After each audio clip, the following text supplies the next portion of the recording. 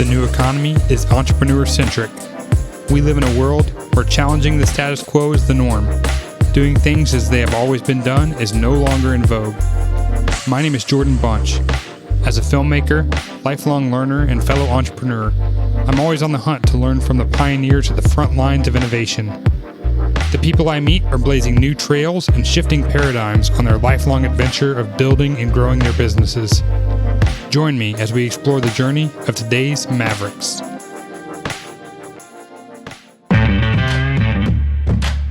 Federico Galarraga is the co-founder and CEO of Sigma Lion, a due diligence platform which increases the size of investment returns by using machine learning to find early indicators of success in startups.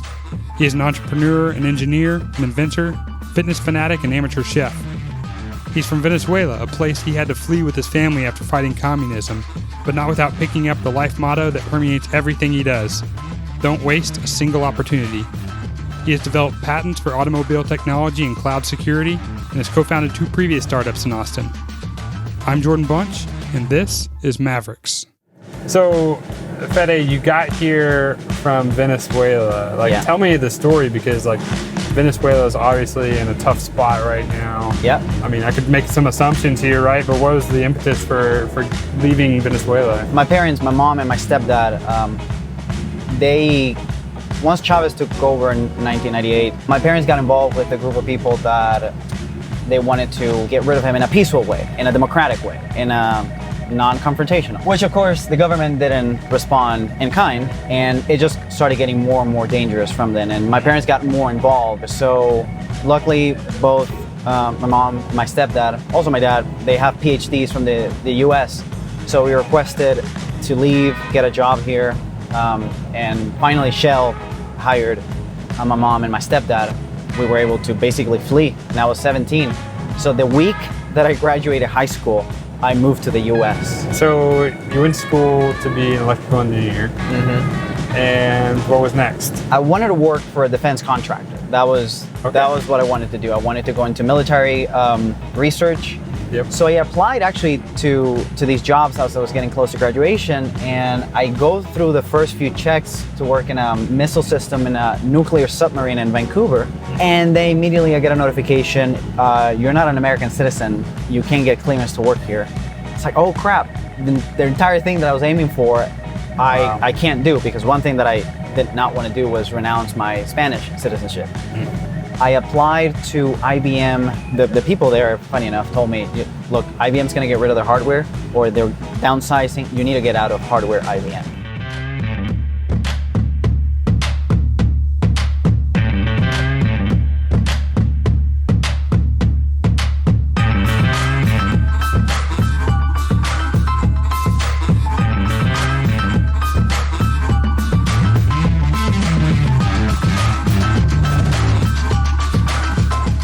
While I was working there, I got hired and put in the same office with an Indian girl, Mokshika Sharma.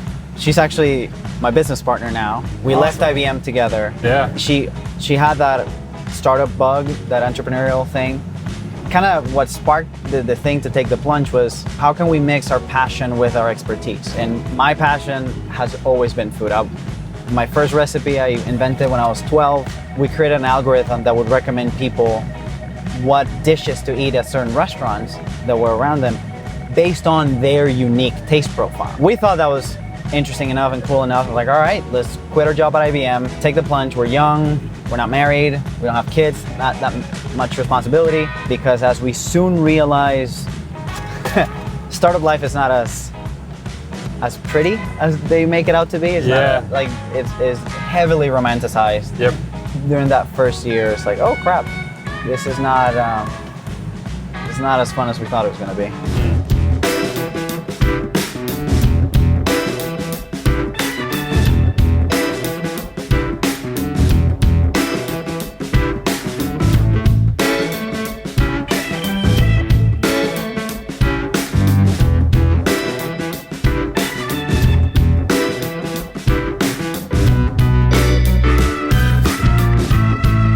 You got into this, started this new company about food data. Things wrapped up with there. How did that company end? What happened? So we launched it in November We got 50,000 users in a few months, got named one of the best 8 launches in 2015, in one of the top 50 companies to watch out for in 2016. I think I mentioned there was Mokshika and then a third partner. Yeah. We were a year in our startup journey, and I think he realized that startup life wasn't for him. We actually didn't have proper legal documents, and he kind of took advantage of that.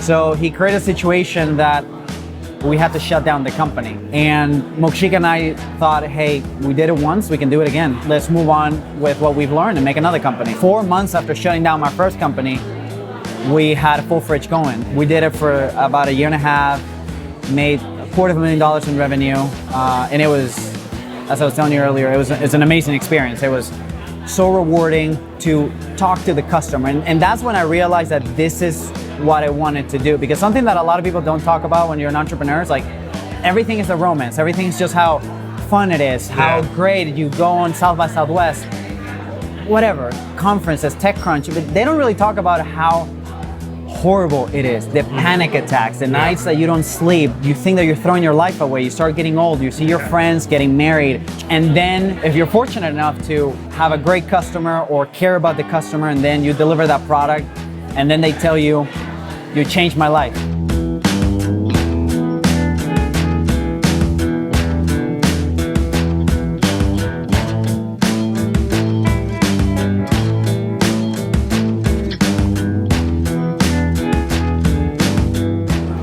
They kind of cemented that, okay, this is what I want to do. Because I really was considering, well, all of us were considering, like, you know, maybe this is not the thing. What happened from there? Because it's not what you're doing now. No, we're actually profitable for 1 or 2 months. Yeah. We have 48% profit margin, which was impressive with a $5 box. It was. So anyway, we're in the conversations and things seem to be moving forward, and then Amazon buys Whole Foods, almost all of the investors. That's kind of scary, yeah. They thought, this is in your own backyard, how are you gonna combat that? Like, they can eat your lunch.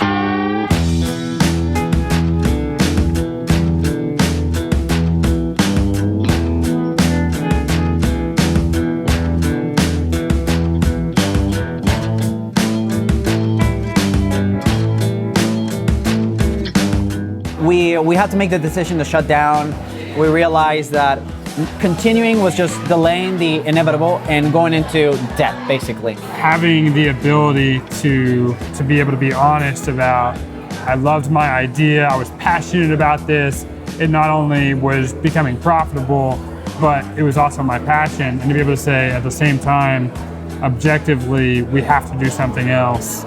That's difficult. For us, it was, we don't just want to make a company, we wanted to make something, this vision that we had, not just continue a company for the sake of it. Yeah. But it did resonate a lot with the investors that we were talking with, that some of them did offer some money, and they said, why don't you just take it? Like, use this money and see what it gets you. Yeah. And we knew this is just going to spend your money, not going to give you any return. Yeah. So there's no point in continuing.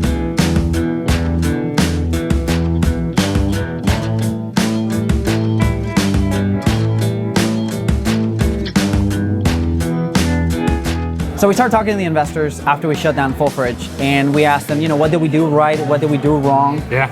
And we were pretty honest, and we said, you know, we felt that you never really understood the company. We were telling investors our profit margin was 48%, and they didn't like it. They thought it was too low.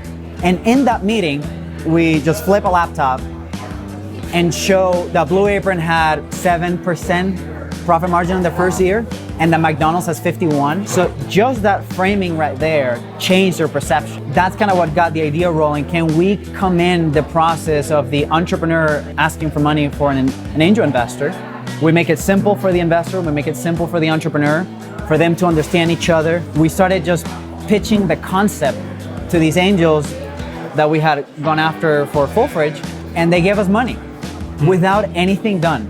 Wow. Full Fridge had made $250,000 in revenue, and we couldn't get funding. But this idea, without anything done, we were able to get investment.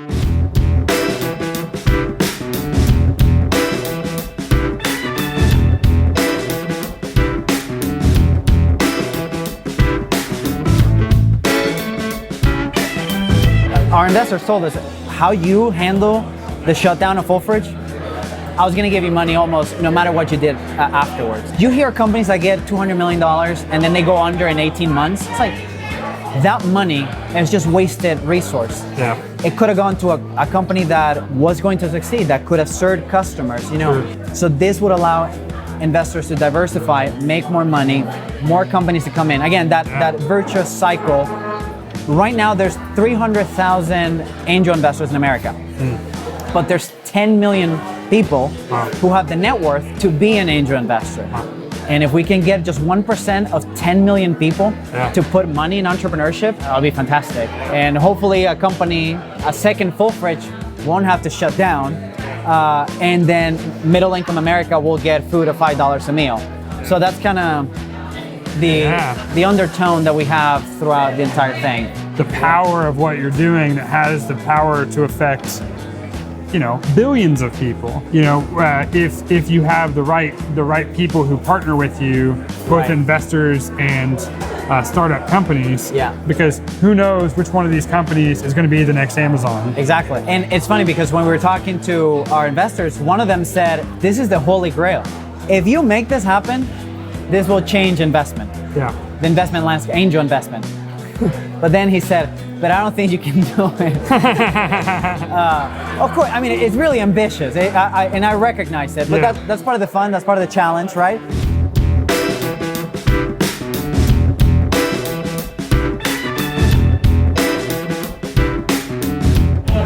I think I've been very lucky. When I was at IBM and I met Mokshika, I wouldn't have made it this far without support. Her, my parents, which is another thing that I don't see a lot of entrepreneurs mention, that because it's such a rough road, it's a lot better when you have good partners. And it doesn't mean that it's gonna be peachy, that you're gonna get along. We've had screaming matches, we've had a lot of fights. So talk to me about like the dynamics that you and Mashika have. So people connect with her in a certain way, and she actually was the one that, like I said before, she pushed us to leave IBM to make the startup. She was the one that had that drive. I was ready to stay and be a company man forever. Yeah. So that's something that she was the pioneer of.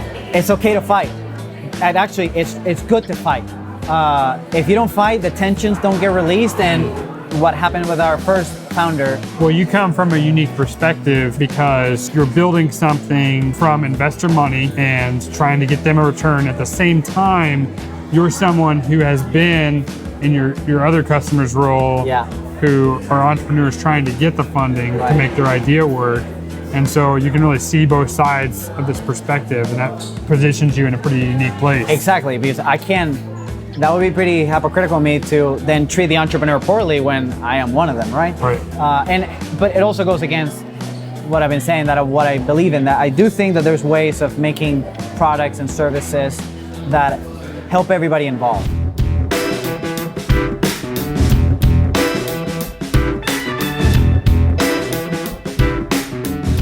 If you can do it and you don't do it, it's on you when bad things happen. That moves me forward with anything. Like if I only get 5 hours of sleep, I love it. In fact, my best days that I go to bed the happiest are the days that I just go to bed at 3.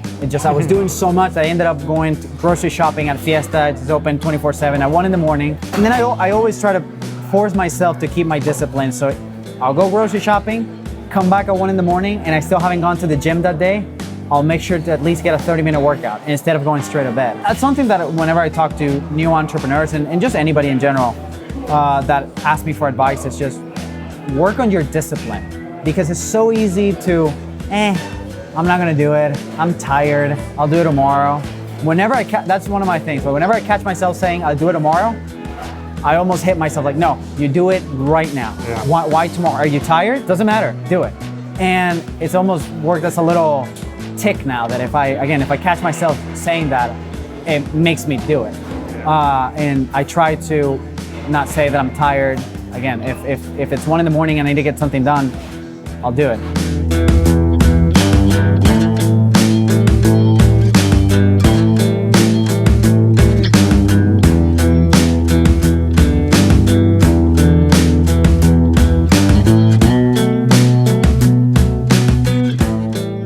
You guys have gotten to a place where you're sort of pre-launch right now, right? Yes, so we are, we're in development, but we're, I would say, more than halfway there. Right. We finished, we split development into two sections. The part that acquires data from the entrepreneur, that's the first section that we just completed the first version of it. And the part of displaying the data to the investor, that's what we're gonna start here in August. But that should be a little simpler. This type of company, what we're saying that we can do, we need some credibility before we even launch for people to like, well, who are you? Tell me if a company's gonna be successful or not. Right. So we actually just yesterday, I had a phone call with a professor in Harvard about these papers that they've been publishing to see if there's a collaboration. And we had a pretty good conversation, and that would be fantastic if we can be talking with the pioneers of entrepreneurship research. We hope to launch the usage before winter, that investors can properly use the platform. And we already have a few pilot customers that they want to test it out, see how it goes, and compare it with the current way that they're handling their investments.